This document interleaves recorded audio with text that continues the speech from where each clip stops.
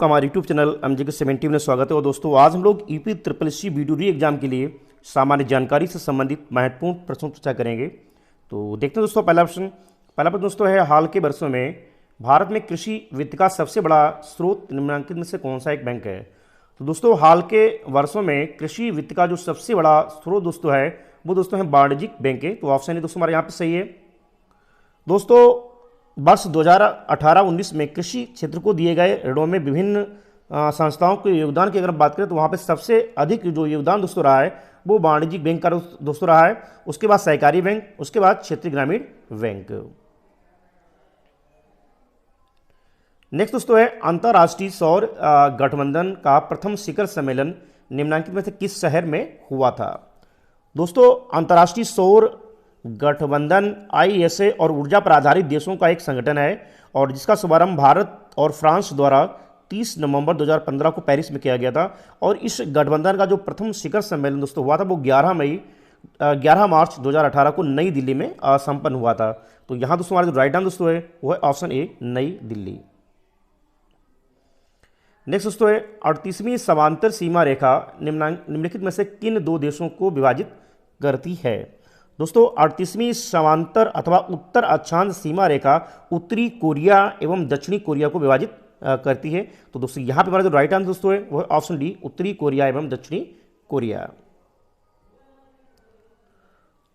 अगला दोस्तों है, उत्तर प्रदेश की प्रमुख वाणिज्यिक उपज कौन सी है। तो दोस्तों, गन्ना उत्तर प्रदेश राज्य की सर्वाधिक महत्वपूर्ण नकदी फसल है। तो यहाँ पे हमारा जो दोस्तों राइट आंसर दोस्तों है वो है ऑप्शन वी, गन्ना। नेक्स्ट दोस्तों है, उत्तर प्रदेश में आंवला की पैदावार वाला प्रमुख जिला निम्नलिखित में से कौन सा है। तो दोस्तों यहाँ पे हमारा जो राइट आंसर दोस्तों है वो दोस्तों हमारा है ऑप्शन सी, प्रतापगढ़। दोस्तों, उत्तर प्रदेश में आंवले की पैदावार वाला प्रमुख जिला प्रतापगढ़ और आंवले की प्रमुख किस्मों में बनारसी, कृष्णा तथा नरेंद्र 10 प्रमुख किस्में हैं।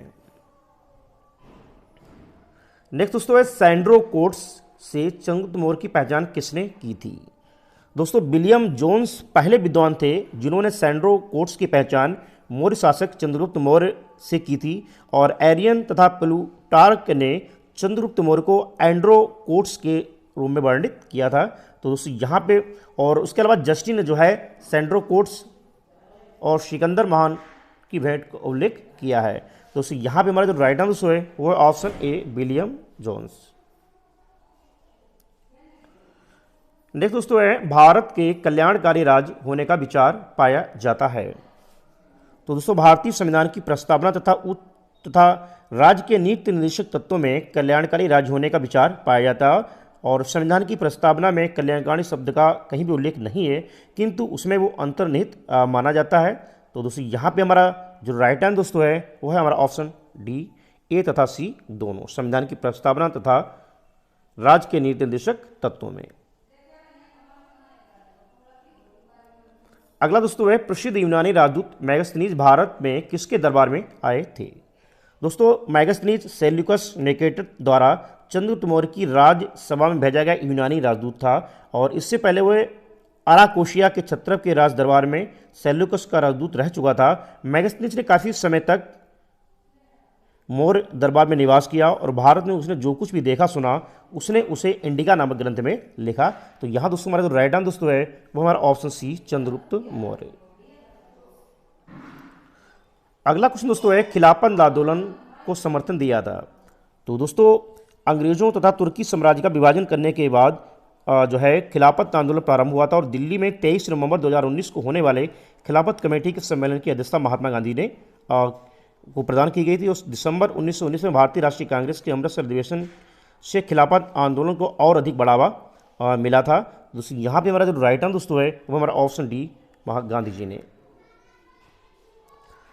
अगला दोस्तों है, निम्न में से किस भारतीय संविधान का संघीय लक्षण नहीं माना जाता है। तो दोस्तों, जो इकहरी नागरिकता है वो भारत के संविधान का संघीय लक्षण नहीं है और भारतीय संविधान में एकात्मक और संघात्मक दोनों ही विशेषताएं मौजूद हैं। भारतीय संविधान के संघात्मक लक्षणों में लिखित संविधान, कठोर संविधान, केंद्र तथा राज्यों में शक्तियों का वितरण, न्यायपालिका की सर्वोच्चता तथा स्वतंत्रता द्विसदनीय विधानमंडल सम्मिलित है। तो दोस्तों यहाँ पे हमारा जो राइट आंसर दोस्तों है वो हमारा ऑप्शन सी, इकहरी नागरिकता। अगला क्वेश्चन दोस्तों है, निम्नलिखित में से किस मुगल सम्राट ने अंग्रेजों को बंगाल में शुल्क मुक्त व्यापार की सुविधा प्रदान की थी? दोस्तों 1717 में फर्रुखसियर ने एक फरमान जारी किया जिसमें अंग्रेजों को 3000 वार्षिक कर देकर बंगाल में बिना अतिरिक्त चुंगी दिए व्यापार करने के अधिकार की पुष्टि की गई है। तो उससे यहाँ पे हमारा जो राइट आंसर है वो हमारा ऑप्शन डी, फर्रुखसियर। अगला दोस्तों है, निम्नलिखित में से कौन सही सुमेलित है? दोस्तों 1940 की अगर बात करें तो भारतीय राष्ट्रीय कांग्रेस का लाहौर अधिवेशन 1940 में नहीं हुआ था। भारतीय राष्ट्रीय कांग्रेस का अधिवेशन 1929 में हुआ था, इसमें पूर्ण स्वराज का प्रस्ताव पास किया गया था। तो दोस्तों ये सुमेलित नहीं है। नेक्स्ट दोस्तों 1931 राजगुरु को फांसी। 23 मार्च 1931 को जो है भगत सिंह, सुखदेव और राजगुरु को फांसी दी गई थी। तो दोस्तों ये वाला हमारा सुमेलित है, सही है दोस्तों। और अगर बात करें असहयोग आंदोलन की दोस्तों तो 1 अगस्त 1920 को असहयोग आंदोलन प्रारंभ हुआ था। और रोलेट एक्ट की बात करें दोस्तों तो 1919 में रोलेट एक्ट पास किया गया था। तो दोस्तों जो सुमेलित दोस्तों है वो दोस्तों 1931 राजगुरु को फांसी। अगला दोस्तों है, अधोलिखित में कौन एक सही सुमेलित नहीं है? तो दोस्तों केगा की बात करें दोस्तों तो केगा जो परमाणु ऊर्जा उत्पादक केंद्र दोस्तों है वो कर्नाटक में है, सही है दोस्तों। रावत भाटा परमाणु ऊर्जा उत्पादक केंद्र दोस्तों राजस्थान पड़ता है, सही दोस्तों है। और मुप्पा दल जो परमाणु ऊर्जा केंद्र दोस्तों ये तमिलनाडु में पड़ता है। और एन्नौर दोस्तों जो है एन्नौर परमाणु ऊर्जा केंद्र दोस्तों ये मेघालय में नहीं पड़ता है। एन्नौर दोस्तों कहाँ पड़ता है? तमिलनाडु में। तो दोस्तों ऑप्शन डी दोस्तों है ये सुमेलित नहीं है। अगला दोस्तों है, भारतीय राष्ट्रीय ध्वज में चक्र किसका प्रतीक है?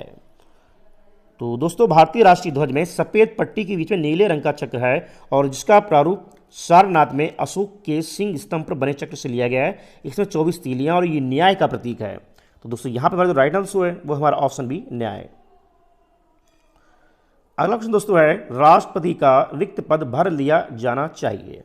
तो दोस्तों भारतीय संविधान के अनुच्छेद 62 फर्स्ट के अनुसार राष्ट्रपति की पदावधि की समाप्ति से हुई रिक्त को भरने के लिए निर्वाचन पदावधि की समाप्ति से पहले ही पूर्ण कर लिया जाएगा। और अनुच्छेद 62(2) के अनुसार यदि रिक्त राष्ट्रपति की मृत्यु, पदत्याग या पद से हटाए जाने के कारण हुई है तो उसको रिक्त भरने के लिए निर्वाचन रिक्त होने की तारीख के पश्चात जो है प्रत्येक दिशा में 6 माह बीतने से पहले इसको किया जाना चाहिए। तो ऑप्शन दोस्तों बी हमारा यहाँ पे सही है।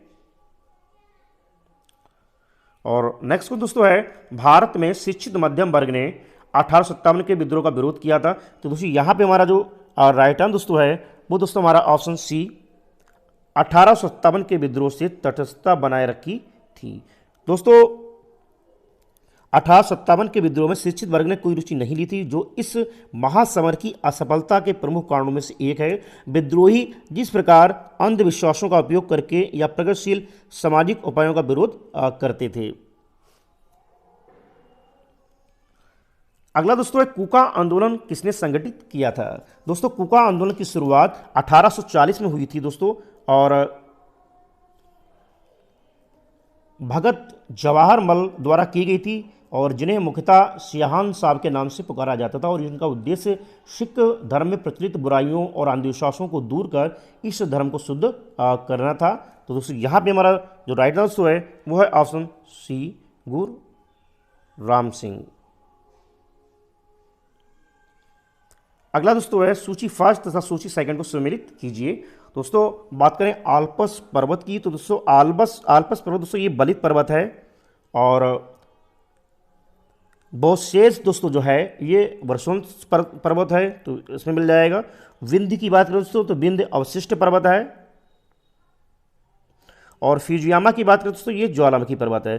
तो दोस्तों इस तरीके से यहाँ पे हमारा जो राइट आंसर दोस्तों है वो दोस्तों हमारा ऑप्शन वी, 3142। अगला दोस्तों है, निम्नलिखित में से कौन सा एक भारतीय संविधान का दर्शन नहीं है? तो दोस्तों यहां पे हमारा जो राइट आंसर दोस्तों है वो है ऑप्शन डी, साम्यवादी राज्य। अगला दोस्तों है, लोकसभा का नेता कौन है? तो दोस्तों अनुच्छेद 75 फर्स्ट के अनुसार राष्ट्रपति लोकसभा में बहुमत दल के नेता को प्रधानमंत्री पद पर नियुक्त करता है। किसी भी सदन का नेता उस सदन का सदस्य ही होता है। यदि प्रधानमंत्री लोकसभा का सदस्य नहीं होता है तो लोकसभा में सदन का नेता किसी वरिष्ठ मंत्री को बनाया जाता है जो लोकसभा का सदस्य हो। तो दोस्तों यहाँ पे हमारा राइट आंसर है वो हमारा ऑप्शन बी, प्रधानमंत्री। अगला दोस्तों है सतत विकास के लिए आवश्यक है। तो दोस्तों यहां पे हमारा जो राइट आंसर दोस्तों है वो दोस्तों है हमारा ऑप्शन डी, जैविक विविधता, प्रदूषण का निरोध, नियंत्रण, निरंतरता को घटाना, उपयुक्त सभी। डी ऑप्शन दोस्तों हमारा यहां पे सही है। अगला दोस्तों है विशाखा गाइडलाइन किससे संबंधित है। तो दोस्तों यहां पे हमारा जो राइट आंसर दोस्तों है वो दोस्तों हमारा है ऑप्शन सी, महिला सुरक्षा। विशाखा गाइडलाइन दोस्तों ये जो है ये महिला सुरक्षा से संबंधित है।